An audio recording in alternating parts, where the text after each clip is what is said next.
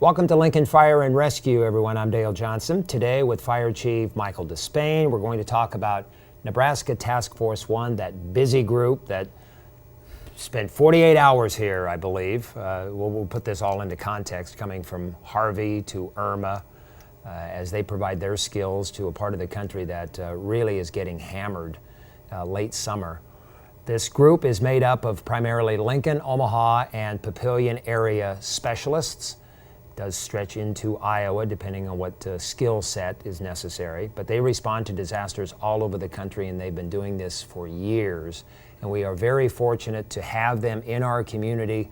We'll talk about the makeup of this group, we'll talk about the skill sets, the numbers of people, where they go to, what they do, because Hurricane Irma is just bearing down on Florida and will make its way, at last check, at the time of this conversation with the chief, up the eastern coast. So depending on what time you are watching us here today, Irma may either be doing its worst damage or has moved up the coast, and so keep that in mind as you watch us here today. Chief, that is one of the busiest groups that you have administrative control over, and that's the Nebraska Task Force 1 group. Yeah, well, lately they have. In fact, when I came to Lincoln here just over a year ago, and the chief officers were pretty tasked, and so I was trying to figure out what I could take off their plate and just handle my own, because we don't have enough chief officers to babysit all the different programs. And so I took a few of them, and I took part of USAR because I thought, well, that one will be a little less time intensive than the day-to-day other issues that other chiefs were watching. And so this is the time where I kind of pay for that price. Is they're a little more time intensive and resource intensive right now, but that's the nature of the game. Is there'll be these long periods where they won't go out, and then when they do, then it's kind of a controlled chaos. I mentioned Harvey. The group was out approximately 12 days in the Houston area, handling rescue efforts for Harvey. For some people, this will be the first time. You and I have had conversations about USAR, Nebraska Task Force, but for some people, this will be the first time they've heard these terms, Nebraska Task Force 1 or USAR, Urban Search and Rescue. So let's break it down. How many people are there on the team, and what skill sets do they represent? Well, we try and keep about 120 to 150 people on the team.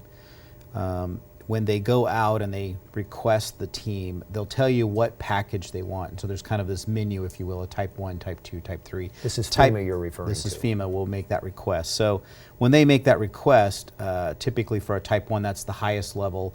And Willie, what that is a group of individuals, about 80 strong, that fill very particular positions within this org chart. And when they go out there, the idea is that they can do just about anything. They can do search, they can do rescue, medical treatment, confined space, hazardous material response, all these different skill sets, but they're self-sufficient for many, many days on their own. They fuel, they can feed themselves, they have doctors, they have canines, they can take care of the canines, while they're out and about. And so that's what the team is set up to do, is basically field up to 80 personnel when they make the request. So there's a bigger formula of people behind it to make sure we always have 80 available, and they kind of go through a rotation process about once a month, where some people say, well, I'm ready to go out, and some of them are like, maybe they have vacation or family plans, I'm going to step down this month. So they don't have to be on call every single day, 365 days a year. But this is the case where it was kind of unusual to have such a fast turnaround time between deployments. They typically go out about once a year. If you look at it historically, they'll go out once a year. But this is one of the few times where that was such a short turnaround time, and I think probably the shortest we've ever seen. Left on August 25th, approximately August 25th, 12 days or so in theater. I'm now learning the lingo. Yeah. There, as you put it, a tribal language. There's a little bit of a tribal language to it, yeah. You talk enough to these people, and you learn that language. They were there for 12 days, came back approximately 48 hours after arriving. FEMA got from Harvey to Irma, and some of those same people from Harvey re-enlisted and raised their hand and said, I want to go to Irma in Florida? Yeah, about 35 of them. So out of the 80 people that are going, 35 are repeat customers, if you will. They barely got back, had, like I said, about 48 hours of rest, and then now they're back on another tour. We don't know the path of Irma at this point, as I mentioned. Irma is just now taking aim at Florida. So, again, let's stay in Lincoln, Nebraska. How did this urban search and rescue team come about? There are 28 of them around the country, and Lincoln has one of them. How did that happen? Well, the concept of the FEMA USAR task force, the Urban Search and Rescue Task Force, kind of came about. A couple of significant incidents happened probably in the late 80s, early 90s. The Oklahoma City bombing was one that created kind of the stir here locally for one of those teams. And so FEMA said, yeah, we need to figure out a way to deploy these resources. There were states that had models. California was one. New York had one where they had these specialized rescue teams, but they were really just for that community and maybe a little bit of state resource. They needed something that was a little bit bigger, a little more robust, and something that could travel really internationally on a moment's notice, and stood up with some common terminology, common positions, training equipment, those kind of things. And so FEMA developed that system, and then over the years that's grown to about 28 teams, and they're kind of strategically located throughout the United States. And the idea is that when there's a local emergency, that's a resource that's very quickly available for the region, and then you have up to 28 teams that are kind of all over that can come in ready to go, and they fit together seamlessly because they all kind of speak the same tribal language. They understand the incident command system. So somewhere in the late 90s, Lincoln, there was kind of a void in this region. There was no teams, and so there was a little bit of us asking to possibly do it and host a team. There was a little bit of requests from FEMA to find an agency in this region, so the two kind of met, and then we were able to form the team. And so Task Force 1 is the Nebraska Task Force 1. If there was more than one team in the state, then there would be a Nebraska Task Force 2, and maybe that would be out of, say, western Nebraska. Some states have up to 8 teams. So they have Task Force 1, 2, 3, 4, up to 8. So just like maybe SEAL Team 1 and SEAL Team 2, they all have kind of a number, but that's within their state. So you'll hear a lot of Task Force 1s. Missouri has a Task Force 1, and Texas, most states that have one have a Task Force 1. But we're the only one that's Nebraska Task Force 1, and quite a few great stories to tell just out of Hurricane Harvey. But that team is deployed quite a few times, almost once a year for a good 15, 18 years now, and so lots of good experience and lots of interesting stories. Lots of equipment, lots of training, specialized individuals take on these responsibilities in addition to whether they're a medic or a firefighter, whatever their position is with LFR. And very little, if any, resource drain on the community, because this is a fed asset, isn't it? Yeah, so the federal government pays me and my staff about $1 million to about $1.2 million per year to what they would call host the team, sponsor the team. And that doesn't mean it all has to be LFR, it just means we're responsible for housing the equipment, maintaining the inventory, record training, and just coordinate, make sure all those positions, that 120, 150 positions are filled. And then when they want the 80 to go out, that it's available. And so that's what Lincoln does. So it doesn't cost us, it doesn't cost the local taxpayer really any money to fund that. In fact, when they go out, we get reimbursed, so there's really no, even the backfill, there's no cost. But the real advantage that I argue for us is in other communities where I've been, where we didn't have this type of resource, we had to put a smaller version of it together on our own, and we paid for it. We paid for the training, we paid for the equipment, we had to maintain it. So in a sense, Lincoln gets about $500,000 a year worth of benefit for no cost, because we don't have to pay for any of that stuff. And then we have that resource, which is greater than what most communities would get for their $500,000. We have that benefit available to us when we need it, equipment, training, those kind of specialties. And the people that are part of that, they truly do volunteer. They don't get paid to go train. They don't get paid to be on the team until they get deployed. So the FEMA will pay for some of their equipment, they'll pay for their medical screening, and they'll pay for the cost of training, but not their hourly rate. So they truly volunteer their time and their talents, the 300 days a year, and then there's that 40 days a year that they're out on incidents or out on training that might be reimbursed. Can you think of a piece of equipment that USAR has that would benefit Lincoln in a circumstance? would that be? Plenty. Well, so the search dogs are, available to us, and so that's for wide area searches if there was people lost somewhere, swift water rescue equipment. We have a little bit, but they have more, so they have an extra 4 or 5 boats available.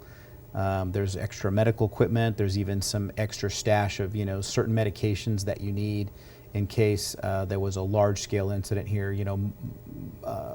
Big traumatic event, tornado comes through and building collapse. The ability to do heavy rescue, heavy rigging rescue. That's something that most agencies don't have locally, and so there's a lot of equipment they have, and some of it is as small as maybe medical monitors for heart monitors for like your typical paramedic deployment. And so what we do is sometimes we have an extra need. We'll borrow those. They'll let us borrow, and we'll borrow them for a day. We make sure they're in service. If they got called out, we would get it back to them in a few minutes. But we borrow them for a day if there's a big event. So like the marathon comes into town, and that requires just this horrendous extra load of medics and their medic equipment. Instead of buying that and having that cost sitting on the shelf, and a monitor might be $30,000, we can just go borrow those for the day and just go put them back on the shelf. So a lot of advantages for us. Simply walk in, justify the need, take advantage of the equipment and the resources that are there. And FEMA doesn't care as long as we make sure we put it back in the right condition. And there are 120 trained people. You draw upon 80, and then, as you mentioned, 36 or so have re-upped from Harvey to Irma. Right. And how do you handle that void back here? Because that's 35 or so personnel that otherwise would be going onto their shifts, being part of their teams, making calls here in Lincoln, Nebraska. How do you backfill that? So there's always a little bit of backfill. People are off on injury and sick leave, and there's some things that create backfill already. So we have this very minor amount of backfill we kind of deal with every day. This just expands it greatly. So instead of 2 or 3 positions we need to fill for a day to fill a gap, we might have 7, 8, or 9 positions depending on what shifts that they fall in. The firefighters, we put the word out and we just ask for volunteers to come work extra hours, and so. And we pay them for that. They get paid, and that's reimbursed by the federal government, so it doesn't cost the local taxpayer anything. But and the firefighters, for a couple of shifts, it's nice. They make a little bit of overtime. For the most part, I think they're okay with that. But really, after you've already worked a 56-hour work week, and now you're going to work another 24 or 48, when you look at a 96 or 100 hours in a week, every single week, after a while, that does kind of wear on them. So that's really the issue of the back-to-back deployment. If this was 6 months apart, it probably wouldn't be as impactful, but having them work that much overtime kind of back-to-back, that's a little extra effort. But firefighters, they step up and they'll do it. And they do. Yeah. They do. And I want viewers to know about Brad Thabenet. Yeah. Lincoln Battalion Chief Brad Thabenet. He led Nebraska Task Force 1 to Hurricane Harvey. Never made it back home. And so I want viewers to know just how competent Chief Thabenet is, because he is highly regarded even among other task force leaders. Yeah, so that community, that 28 teams, they do a lot of communication together. They do a lot of training together. Sometimes they have to do a little bit of trading. So sometimes they're short something. We might not have enough doctors. We bring our own physicians when they go out, and they may be short 1 or 2 because we don't fill 20 of those positions. We only have 2 or 3, and so sometimes they'll trade. Like for us to go out, we need to borrow yours because you're so low on the rotation. So there's this kind of network of coordinators like Chief Thabenet, and so over time, because of the number of times Nebraska Task Force has gone out, they've gone out way more than most other teams. And so that experience, those relationships have really kind of boosted us, if you will, Nebraska Task Force up towards the top in terms of reputation. And so Brad, the things that he does there actually kind of boosted even more. So when he goes out, the last couple of deployments, he's gone out as really kind of a coordinator of multiple teams. And he has that respect, and he's a big guy, can be a little intimidating, but he really is just the nicest guy in the world, very competent. This is his element. He knows exactly what he's doing, and that kind of a lot of the teams respect that, and so he's kind of that informal leader that they make a formal leader on these big incidents, and that's great because now he's kind of forward of the team. He knows more about what's going on behind the scenes than maybe even the team does, and so we're trying to kind of get understand what the team's doing and communicate it to the average person. But sometimes even as the chief and the team, they may not know everything. Brad has a kind of a peek behind the curtain, and so that's a real advantage to us. All right, so we're very proud of not only Battalion Chief Thavenet, but all the individuals who are on the USAR and the Nebraska Task Force 1, so keep them in your thoughts. Let's shift gears a little bit and talk about new equipment. Yeah. Another engine has arrived, and let's look ahead to see how many more are coming. Right. More than a year ago, there was the council authorized the purchase of 3 new engines and 2 trucks, and so those 5 pieces of equipment very much needed. And so those last 2 or 3 are starting to trickle in now. So probably in the next 6 weeks, we'll have all 3 of the new engines, and of course the trucks are already here. We've already had our little celebration and pushed them in, and so they are certainly welcome pieces of apparatus. But we're still significantly behind. It's just years of kind of underinvestment, so we're trying to play catch up. Council was kind enough to give me an extra, $500,000, which will let me buy 1 this year. So on a biennial budget, I'm not through the budget, but I'm halfway. But they're going to let me have 1, so I'll be purchasing or making an order for 1 here pretty soon. But those take a full year to show up. So every time you order an apparatus, it's at least a year and maybe a couple of months before you actually see it in service. So you really have to plan very well in advance. And so even though we greatly appreciate that, and that's a step in the right direction, I'm cautiously nervous that that is not going to be enough to get us kind of out of the crisis that we're in. And so we could be back looking at emergency purchases. Just last Saturday during the first Husker game of the year, within minutes I had 2 of the first out units out of Station 1 crash and fail on a response, and so we had to tow them out of the station. Kind of embarrassing, but they're old pieces of equipment. They're very tired. One of them will be replaced in a few weeks, so that helps there. But there's 9 or 10 other units that are just they're tired and they need to be replaced, and we're trying to play catch up with getting them replaced. And with all these units, I know you're looking at a calendar, because if it takes you 10 years to replace every piece of apparatus that needs to be replaced, Right. now it's time to replace the ones you just replaced. Yeah. If we were to just buy 1 per year, it would take 22 years to replace the whole fleet. Apparatus typically lasts about 14. And really that's that front line, very reliable. After that, it doesn't mean we throw them away, it just means they become much more unreliable and almost exponentially unreliable over time. So 1 per year is not enough. We really need to be buying probably 2 or 3 a year to stay on top of the kind of the bell curve of replacement. But this is a move in the right direction, and we'll take advantage of it, and we'll say thank you, and we'll be back to about budget time in about 6 or 8 months. We'll start working on the next biennial budget. We'll look at maybe replacing a few more, hopefully. Chief, just enough time to throw out the need for recruits.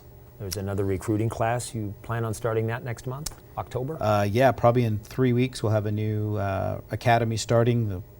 About 9 or 10 new paramedics that we've picked up, and they're medics that are coming in. We'll refine their medic skills, and then we'll teach them to be firefighters, and they'll be out in the field probably about January, and so we're excited about having them. But before they even hit the street, we will start recruitment for the next round, because we're struggling to kind of keep up with attrition. So retirements, people will leave the agency. We had 2 or 3 that left unexpectedly. They had arguably better jobs or better opportunity, and they left in good standing, and we'll certainly miss them.